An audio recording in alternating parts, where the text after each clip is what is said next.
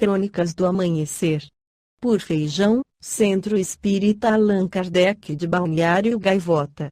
Balneário Gaivota, 4 de outubro de 2025. Allan Kardec por Anna Blackwell.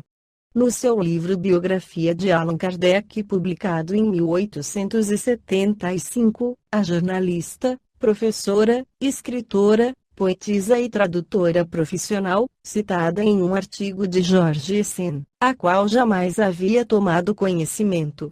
Esta biografia faz parte da introdução da primeira tradução para o inglês de O Livro dos Espíritos, com íntegra da cópia no site Autores Espíritas Clássicos, feita a pedido de Allan Kardec e a Anna Blackwell, de quem foi amigo pessoal.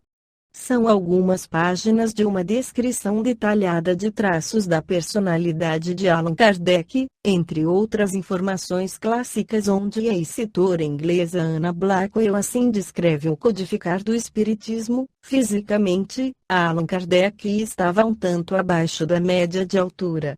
Fortemente constituído, com uma cabeça grande, redonda, maciça, características bem marcadas e olhos claros e cinza, ele se parecia mais com um alemão do que com um francês. Enérgico e perseverante, mas de um temperamento que era calmo, cauteloso e sem imaginação, quase com a frieza, incrédulo por natureza e pela educação, bem próximo de um lógico pensador, e eminentemente prático em pensamento e ação, ele era igualmente livre de misticismo e de entusiasmo.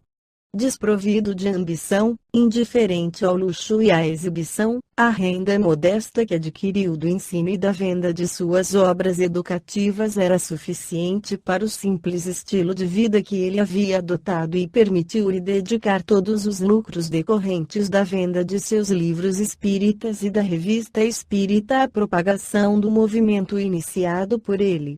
Sua excelente esposa aliviou-o de todos os cuidados domésticos e mundanos, e assim permitiu consagrar-se inteiramente à obra a que ele próprio se julgara chamado e que ele continuou com devoção inabalável, com exclusão de todas as desnecessárias ocupações, interesses e companhias, desde o momento em que ele iniciou a obra até a sua morte. Ele não fez visitas além de um pequeno círculo de amigos íntimos, e muito raramente se ausentou de Paris, passando seus invernos no coração da cidade, nos quartos onde publicou sua revista, e seus verões na Vila Ségur, um pequeno espaço semirural que ele construiu e plantou, como lar de sua velhice e de sua esposa, na região suburbana atrás do Champ de Mars, agora atravessado em todas as direções por amplas avenidas e sendo rapidamente edificado. Mas que naquele tempo era uma espécie de terra não usada que ainda poderia passar para o interior. Grave, lento no discurso, sem pretensões, com certa dignidade silenciosa, resultante da seriedade e da simplicidade que eram os traços distintivos de seu caráter, nem cortejando nem evitando a discussão, mas nunca se oferecendo a qualquer comentário sobre o assunto ao qual ele dedicou sua vida, recebeu com gentileza os inumeráveis visitantes de todas as partes do mundo que conversaram com ele em relação aos pontos de vista de que ele era o expoente. Reconhecido, respondendo perguntas e objeções, explicando dificuldades e dando informações para todos os inquiridores sérios, com quem falava com liberdade e animação, seu rosto ocasionalmente se iluminava com um sorriso genial e agradável, embora tal fosse sua sobriedade habitual de comportamento que nunca foi conhecido por rir. Entre os milhares que lhe visitaram, muitos eram de alto nível nos mundos social, literário, artístico e científico. O imperador Napoleão cujo interesse pelos fenômenos espíritas não era um mistério, solicitou a sua presença várias vezes e realizou longas conversas com ele nas Tuileries sobre as doutrinas de O Livro dos Espíritos. Tendo sofrido por muitos anos de doença cardíaca, Allan Kardec elaborou, em 1869, o plano de uma nova organização espírita, que deveria continuar o trabalho de propaganda após sua morte. A fim de assegurar a sua existência, dando-lhe um estatuto jurídico e comercial, determinou que fosse constituída regularmente e constituída por uma empresa de publicação e venda de livros de responsabilidade limitada, constituída por um período de 99 anos, com poder para comprar e vender, emitir ações, receber doações e legados, etc. para esta sociedade, que deveria ser chamada Sociedade Anônima para a continuação das obras de Allan Kardec. Ele pretendia legar os direitos autorais de seus escritos espíritas e da Revista Espírita.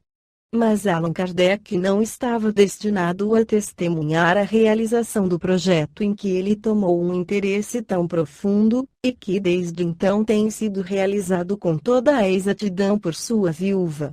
Em 31 de março de 1869, tendo acabado de elaborar a Constituição e as regras da sociedade que devia tomar o lugar a partir do qual ele previu que logo seria removido, ele estava sentado em sua cadeira habitual em sua mesa de estudo, em um de seus quartos na rua Seine, amarrando um monte de papéis, quando sua ocupada vida foi de repente atingida pela ruptura do aneurisma que sofreu tanto tempo. Sua passagem da Terra para o mundo espiritual, com o qual se identificou tão intimamente, foi instantânea, indolor, sem um suspiro ou um tremor, um adormecimento pacífico e um redespertamento, um final apropriado a tal vida. Seus restos mortais foram enterrados no cemitério de Montmartre, na presença de um grande concurso de amigos. Muitas centenas de pessoas se reúnem todos os anos, no aniversário de sua partida, quando algumas palavras comemorativas são ditas, e flores e coroas frescas, como é usual nos cemitérios continentais, são colocados sobre o túmulo. O Espírito Emmanuel, pela psicografia de Francisco Cândido Xavier, presta a sua homenagem ao codificador, na mensagem intitulada O Mestre e o Apóstolo, luminosa coerência entre o Cristo e o Apóstolo que lhe restaurou a palavra. Jesus, o Mestre. Kardec, o Professor. Jesus refere-se a Deus, junto da fé sem obras. Kardec fala de Deus, rente às obras sem fé. Jesus é combatido, desde a primeira hora do Evangelho, pelos que se acomodam na sombra. Kardec é impugnado desde o primeiro dia do Espiritismo, pelos que fogem da luz. Jesus caminha sem convenções. Kardec ide sem preconceitos. Jesus exige coragem de atitudes. Kardec reclama independência mental. Jesus convida ao amor. Kardec impele a caridade. Jesus consola a multidão. Kardec esclarece o povo. Jesus acorda o sentimento. Kardec desperta a razão. Jesus constrói.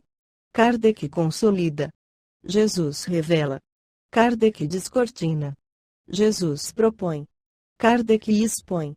Jesus lança as bases do cristianismo, entre fenômenos mediúnicos. Kardec recebe os princípios da doutrina espírita, através da mediunidade.